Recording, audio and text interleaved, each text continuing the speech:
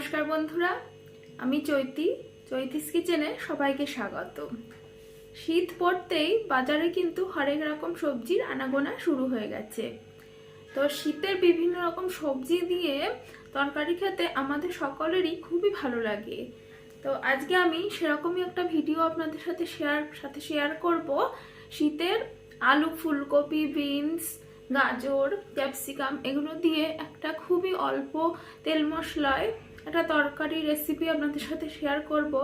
আশা করি রেসিপিটা আপনাদের খুবই ভালো লাগবে, আর ভিডিওটা প্রথম থেকে শেষ পর্যন্ত না টেনে দেখবেন। আশা করি আপনাদের ভালো লাগবে, তো সাথে থাকবেন বন্ধুরা। রান্নার জন্য একটা মাঝারি সাইজের ফুলকপি কেটে নিয়েছি, আর একটা টমেটো রয়েছে, এখানে কিছুটা বিনস কেটে নিয়েছি, আর এখানে দুটো আলু রয়েছে, আর এগুলো শিমের বীজ। এগুলো খাওয়া স্বাস্থ্যের পক্ষে খুবই উপকারী, যেটা সাধারণত এই শীতের সময়টাতেই পাওয়া যায়। আর এখানে আমি অল্প গাজর আর একটা ক্যাপসিকাম কেটে নিয়েছি। রান্নার জন্য গ্যাসে কড়াই বসিয়ে দিয়ে দিচ্ছি অল্প একটু সাদা তেল। যেহেতু আমি রান্নাটা অল্প তেলেই করব, তাই অল্প তেল দিলাম। আর তেলটা গরম হয়ে গেলে জিরে ফোড়ন দিয়ে দিয়েছি।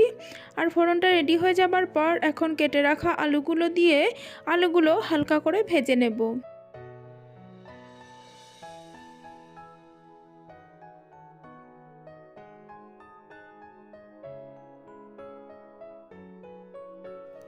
আলুটা হালকা ভাজা হয়ে যাওয়ার পর এখন কেটে রাখা ফুলকপির টুকরোগুলো দিয়ে দিলাম। ফুলকপিটা আমি এখানে ছোট ছোট করে কেটে নিয়েছি। আর ফুলকপির টুকরোগুলো দিয়ে দেবার পর এখন কেটে রাখা বিনসের টুকরোগুলো দিয়ে দিচ্ছি। সমস্ত সবজিটা খুব ভালোভাবে মিশিয়ে নিয়ে একটু হালকা করে ভেজে নেব। আর একই সাথে দুটো কাঁচা লঙ্কাও আমি দিয়ে দিলাম।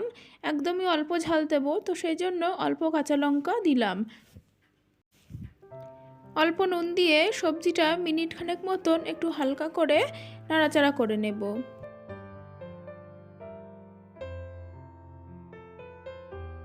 মিনিট খানেক মতন সবজিটা নাড়াচাড়া করে নেবার পর এখন কড়াইটা কিছুক্ষণের জন্য ঢাকা দিয়ে দেব অল্প আঁচে। তো কিছুক্ষণ পর আমি ঢাকনাটা তুলে নিলাম। সবজিগুলো থেকে বেশ অনেকটা জল বেরিয়েছে, আর সবজিগুলো একটু একটু সেদ্ধ হতে শুরু করেছে।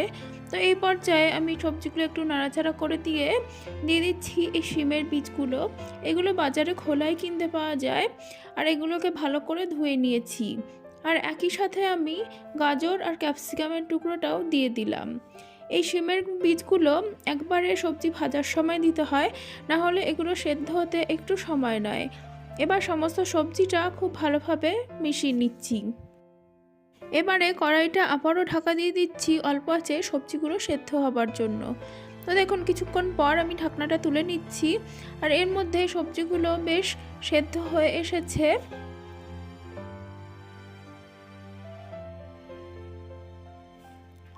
আর এখন দিয়ে দিচ্ছি একটা কেটে রাখা একদম পাকা টমেটো, আর একই সাথে দিয়ে দেবো পরিমাণ মতন হলুদ। হলুদ আর টমেটোটা সমস্ত সবজির সাথে মিশিয়ে নিচ্ছি। টমেটোটা যতক্ষণ না পর্যন্ত নরম হবে ততক্ষণ পর্যন্ত মিডিয়াম আঁচে রান্না করব। আর দেখুন টমেটোটা বেশ নরম হয়ে গেছে। আর এখন দিয়ে দিলাম অল্প একটু মশলা, অল্প একটু আদা বাটা, আর সামান্য পরিমাণে জিরের গুঁড়ো জলে গুলে নিয়েছিলাম, তো সেটাই দিয়ে দিলাম। আর এখন সমস্ত মশলাটা বেশ ভালো করে কষিয়ে নেব।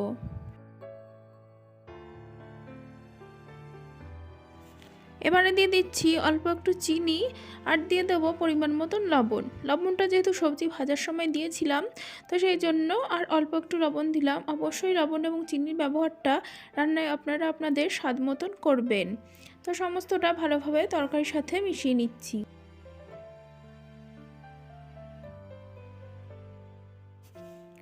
সমস্ত মশলাটা আমার খুব ভালোভাবে কষানো হয়ে যাবার পর এখন বেশ অনেকটা পরিমাণে জল দিয়ে দিচ্ছি, যাতে সবজিগুলো সেদ্ধ হয় ভালো মতন।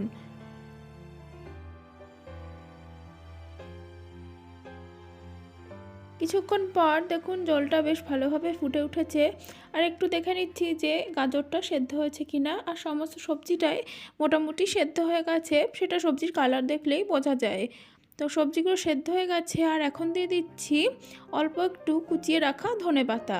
ধনেপাতাটা এই রান্নায় বেশ সুন্দর একটা গন্ধ এবং স্বাদ নিয়ে আসে। ধনেপাতাটা সমস্ত সবজির সাথে মিশিয়ে দিয়ে আরও কিছুক্ষণ একটু ফুটিয়ে নেব, যাতে ধনেপাতার ফ্লেভারটা খুব ভালোভাবে তরকারির মধ্যে মিশতে পারে। এই তরকারি রেসিপিটা এটা ভাত, রুটি বা পরোটা যে কোনো কিছুর সাথে খাওয়া যায়, খেতে খুবই ভালো লাগে। আর দেখুন তরকারিটা বেশ সুন্দরভাবে ফুটে গেছে। আমি একটু ঝোল ঝোল নামাবো, তাতে খেতে আরও বেশি ভালো লাগবে। ব্যাস রেডি আজকের আমার এই শীতের সবজি দিয়ে তরকারির হালকা পাতলা ঝোল। বন্ধুরা, আমার আজকের এই রেসিপিটা যদি আপনাদের ভালো লেগে থাকে তাহলে অবশ্যই আমার ভিডিওটিতে লাইক দেবেন, কমেন্ট করবেন। আর আমার চ্যানেলটিকে যারা এখনও সাবস্ক্রাইব করেননি অবশ্যই সাবস্ক্রাইব করে পাশে থাকা বেল বাটনটি প্রেস করবেন, এরকম আরও নতুন ভিডিওর আপডেট পাওয়ার জন্য। ধন্যবাদ বন্ধুরা।